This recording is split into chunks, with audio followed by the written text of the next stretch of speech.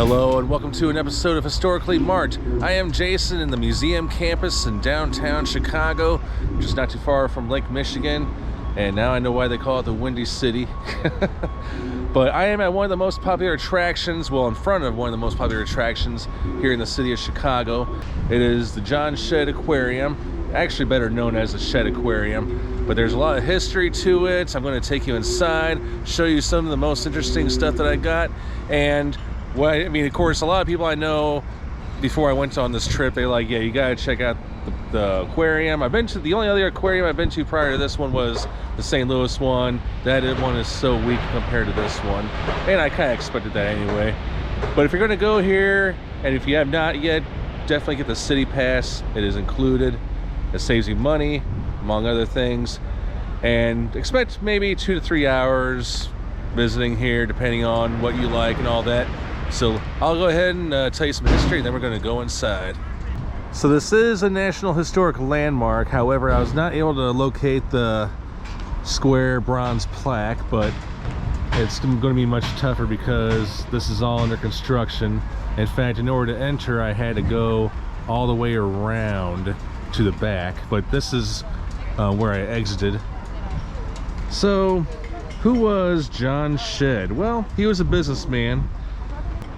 He was the second chairman of the Marshall Field Retailing Company here in Chicago, but he had not lived long enough to see this place open, unfortunately.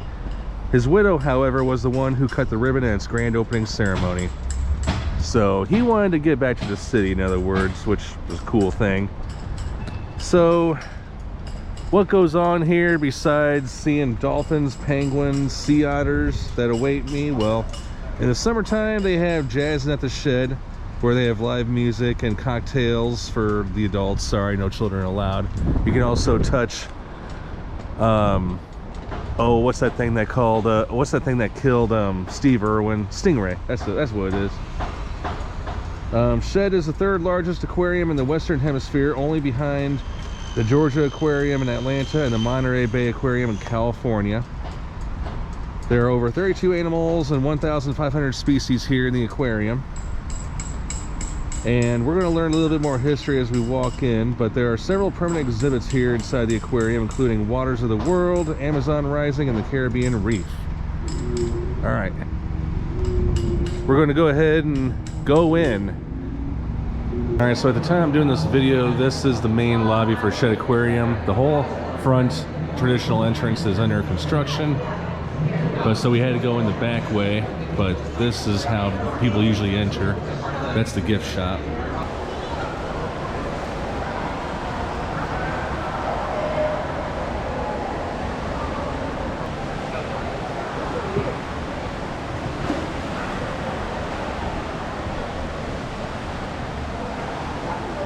Well, whale jump. I have all day. Oh my god, I think I see Nemo down there. See that blue fish with the yellow gills, I believe it is.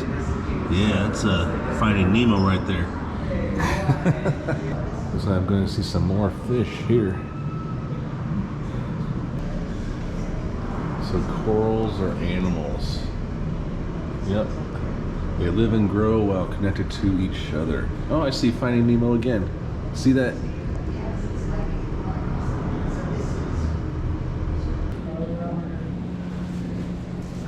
Hey, they're swimming on top of me too. Oh my god, these babies glow. These tube anemones.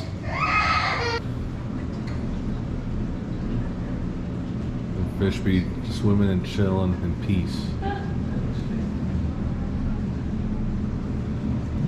Alright, now I'm going to see if I can hunt for some lobsters here.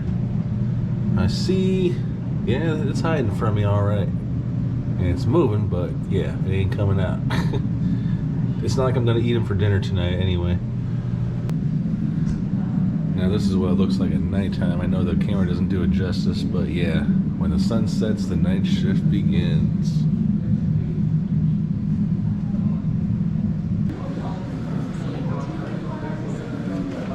And now we're looking at window washers. And shark reef. Oh yeah, these people are brave, brave, brave. But I'm sure they're used to being around sharks anyway. Man, look at them little ones. Holy crap, what is that? Yeah, you can tell I failed science in high school. Alright folks, good morning everybody. Alright, so these are largemouth bass, or bass, sorry. Alright, check this out.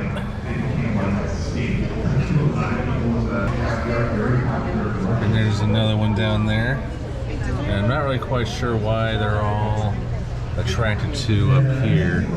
Oh, probably because it's fresh water, maybe, I don't know. Alright, the Asian carp. Let's see, which one is the Asian carp? Okay, they all are. But these are noted to be a threat to most fish species.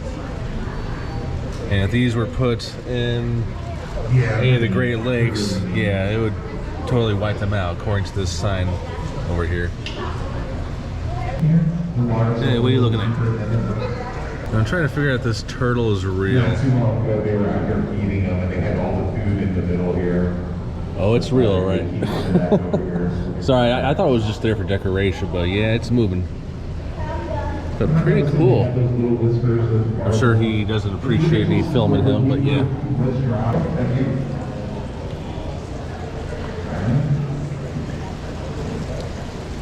So basically what they're doing is they're touching fish in the water. Specifically, lake sturgeon fish. I guess I'll start over here. The waters of the world. Asian and Indian rivers.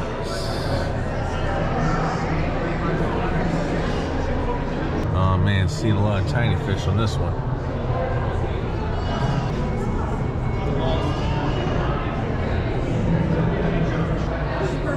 Let's see what's the Australian lungfish.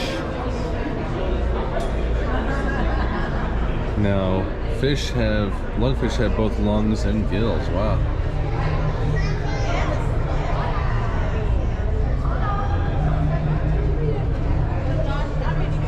Turtle.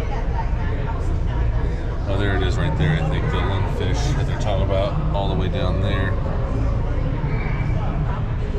These turtles are flirting with each other.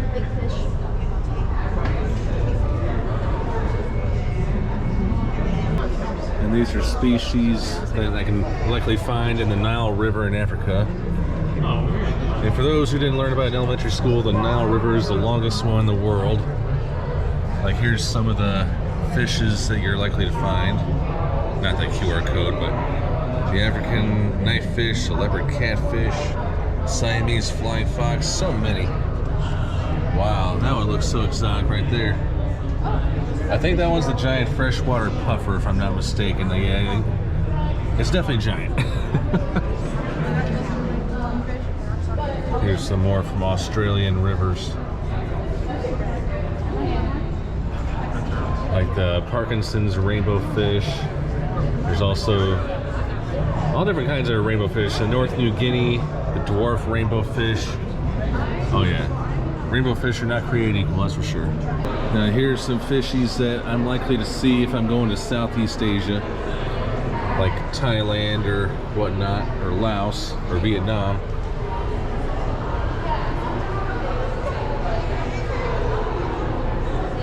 Yeah, that is, I can't pronounce it, but it's the giant gourami or gourami. Here's how you spell it. Okay. And then the clown loach, where are you at? It's black and orange. Must be hiding. Oh, here it is. That must be it right there. And I don't know what that one is. Oh, that's gotta be the clown featherback. The big white one in the back. The one that's not blocking the way. How's that? That is a tinfoil barb. Yeah, I want in the camera too, yo. Yeah, we got turtles walking around, just hanging out and chilling. Are these any kind of specialty turtles? These are red-footed tortoises. Ooh. So they live in South and Central America, and mainly in the rainforest there, and then some savannas. Cool. Do they bite or hurt? They're really nice. They're master animals, so in the wild they couldn't bite you, but these guys are super friendly. Oh, cool. All right, so this is the actual entrance, traditional one. However, it is being worked on, like the front of the museum as well. But I can still exit this way. But the actual entrance is in the back, over by the auditorium. And that's exactly where I'm going to exit. But I thought I'd talk about this little feature here, Shed's opening day. It opened on May 30th, 1930. It was the first inland aquarium anywhere with permanent displays of both freshwater and saltwater fishes. It was also the largest of the 40 or so public aquariums in the world. From the beginning, Shed has welcomed Chicagoans and people from all over the world to glimpse the wonders of aquatic life. I'm not going to read that article up there. But yeah, little memorabilia here. Yeah, the architecture, the boat art style, everything. And I thought I'd check these out. So old school. Although, like the seahorse, lobster, shells. So yes, it goes without saying, I definitely recommend checking it out. Even if you're not a science person, I'm definitely not a science person, but looking at animals that you don't see every day, especially ones that live under the water, I mean, yeah, it's worth checking out for, and definitely perfect for a Chicago vacation or whatnot. But I am Jason in front of the Shed Aquarium in Chicago, the Windy City. Sign off.